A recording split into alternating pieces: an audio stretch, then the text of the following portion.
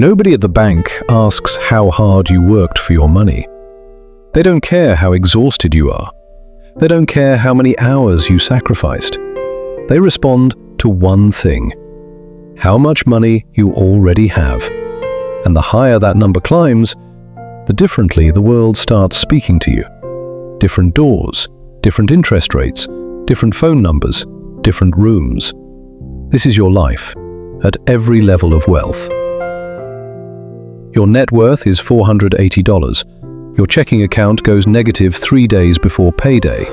The bank charges you $35 for overdrafting by $11. 3 times.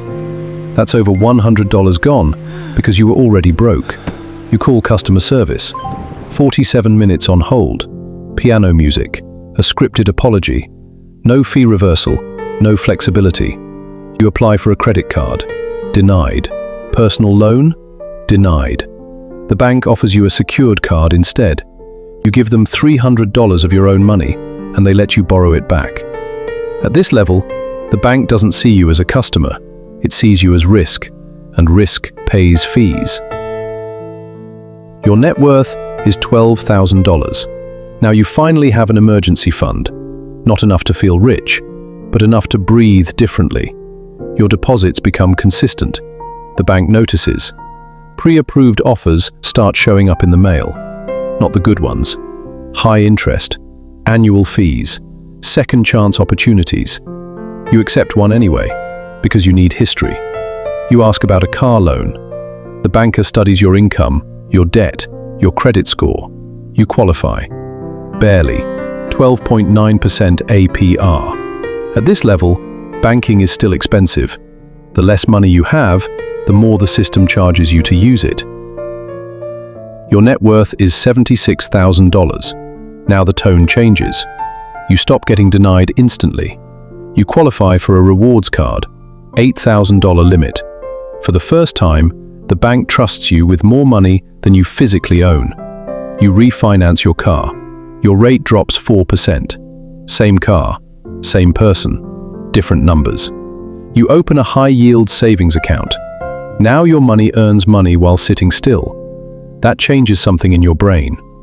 At this level, the bank starts treating you less like danger and more like opportunity. Your net worth is $240,000. Now you have assets, investments, retirement accounts, cash reserves. The bank calls you first now, not because they care about you, because your money is profitable. There's a separate desk at the branch, a separate phone number, a separate category. Your mortgage rate comes in lower than average, not advertised lower, actually lower. You apply for a business card, approved instantly. The limit is higher than your first annual salary. At this level, the bank assumes competence until proven otherwise. That assumption changes everything. Your net worth is $1.4 million. Now, the language changes. You are no longer called a customer. You are called a client. A private banker reaches out personally. You have someone whose entire job is making sure you never move your money elsewhere. When you call, humans answer immediately. Fees disappear automatically. Wire fees, maintenance fees, ATM fees, gone. You ask for financing on an investment property. The conversation lasts 12 minutes. Most of it is small talk. At lower levels, banks ask, "Can you repay us?" At this level, they ask, "How much would you like?" Your net worth is $8 million. Now, the bank competes for you. Private wealth divisions invite you to dinners in hotel towers. Investment firms fly advisors to meet you. You borrow against assets instead of income. Your money becomes collateral for more money. You don't fill out applications anymore. People prepare proposals for you. The bank offers rates normal people never even see advertised.